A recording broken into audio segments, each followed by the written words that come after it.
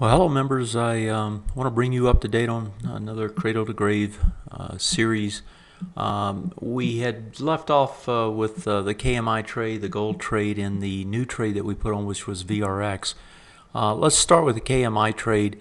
You know, in the last video I was talking about the idea that, you know, I'd like to see these swing point lows broken.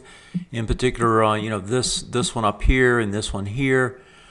This one finally breaks, this one here finally breaks, and we're underneath. Tonight it looks like, what do we got here, 17, and we close at 1701, so we're still saving on that one. You got another one over here at 1672.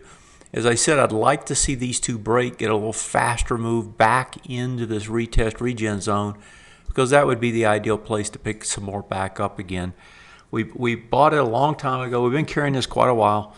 Have taken some profits on I think two times now, and now, you know, we're just waiting for it to retrace back into an area that we can buy it again. And you know, as oil comes in, I think that trade's going to set up, and we just have to be patient and allow it to do that. The low here is 1677, and so an undercut of that back over would be an ideal spot. 1684 was low today. So you'll probably see some orders out there fairly soon to try to pick some of this up at the bottom of this into this 1647 little zone right there. And so that's the ideal spot, and that's what we'll be looking to try and pick it up. So another one of the trades we're in is the gold trade. Gold got a little pop up today. When we last visited, I think we were on this bar. It's just in this range. It continues to trade in this range. If we get a little bit lower, I mean, we almost got into this bar here. This was my ideal spot, this little bar here. So I was looking for it to try to catch some more down in that area. Didn't quite get there yet, pushes up. Where can it go to now? Well, you know, you can always go back to test this swing point high. If it does, we probably want to peel a little bit off. But we're kind of getting late in the game here. You know, we've been going sideways about 7-8 weeks. Looks like about 8 weeks, and you know, you don't want to play around with it too much, because eventually, you know, this big move up, this thrust up that then went vertical, right now it's consolidating, and it's consolidating and working off that excess in time, right? Eventually going to try to break higher again, and we don't want to, you know, piddle around and sell out, you know, everything here. If anything, we sell some of it. We really, you know, the ideal here is that you want to try to make your size bigger, not smaller, for when this big move takes place, you're in it. We're also in the GDX. You know, I'll just type that one in and show it as well. You know, I haven't been focusing on this one. This one's actually doing better in terms of working off the excess, you know, because here you had the kind of a strong move up, and it's continued to just kind of hang, right? And so the GDX continues to do really well. You know, where can it trade to? Well, it can trade down lower, of course. You got all these swing point lows down here. If it breaks those, you know, you could easily get the extension back down into these bars, and that would be another place that you'd want to be able to buy if it does that. On the moves up, you want to try to sell, same sort of an ideal, sell into these highs up here.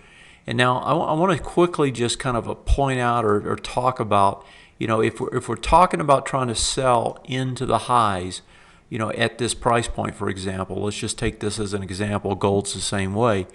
And if you're selling something into here, what you're doing is you're saying, I want to try to buy it back cheaper. So what I'm going to do is I'm going to sell some here, try to buy it back cheaper. But what if it just breaks out, right? What if it takes off? Well, if it takes off, you know, as it stands today, and I'll bring over the weekly chart, you know, on the weekly chart, you don't have a swing point high yet. So if it were to take off right now, it wouldn't be a break of multiple time frames. When it's not a break of multiple time frames, you have a pretty good probability that it will come back. So in other words, if it breaks out, it will retrace. When it retraces, of course, that's the opportunity to come back in here and to buy it where you sold it, worst case, right? Or you know, hopefully about the same case. So the ideal here is you put yourself in a win-win situation. I sell it up here, right? Hopefully I buy it back cheaper. If it takes off, right? If it just pops up and takes off, right, goes up this way, then I'm looking for that retrace, right, on the way back down in order to buy it again. And so that's, that's kind of the scenario. You got a win case if it doesn't take off. If it does take off, you buy the retrace and you're back in about where you laid off. And let's look at the last one here, VRX. Now, VRX is a wild one, and if you look at, if you're not familiar with the stock, I mean, this thing took a huge tumble from, 278 or so down to 25 bucks almost. So what's the situation here and what are we doing? Well, it's kind of like a bottom feeding type trade.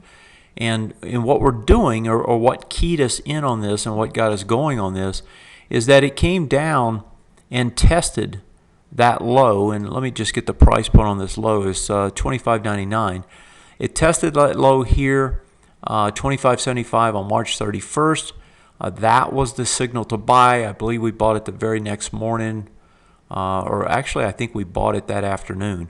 So we bought it that afternoon, got a nice bump up, came back down again yesterday, and then this morning gapped higher and held in some pickup in volume.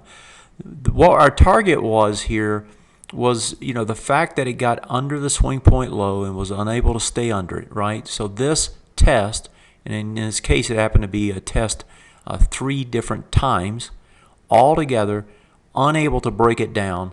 When you get that kind of action, right, you have to expect they're going to try to push it the other way. Where's the bars they're trying to push it to? The top of the swing point low is the first one. This big high volume spike down is the second one. And so that range there is the range you're wanting to buy it in, or sell it in. That goes anywhere from the price point of about 33 down to about 31.59. And so as this pushes up, that's the ideal place to take some of it off and then see if it can creep up higher and be able to, trade more. Now, just like we talked about the win-win situation, you sell in here at the highest price you can, and then you look to buy it back on a retrace. This is a very volatile stock. Each of these moves, let's just go back and look at it. This move on Friday was a 7% move to the top side. The move yesterday was a 7% move to the bottom side. The move today ended up being a 10% move to the top side. Personally, I'm trading this intraday. Since our portfolio is a swing trading portfolio, I'm not trying to day trade it there.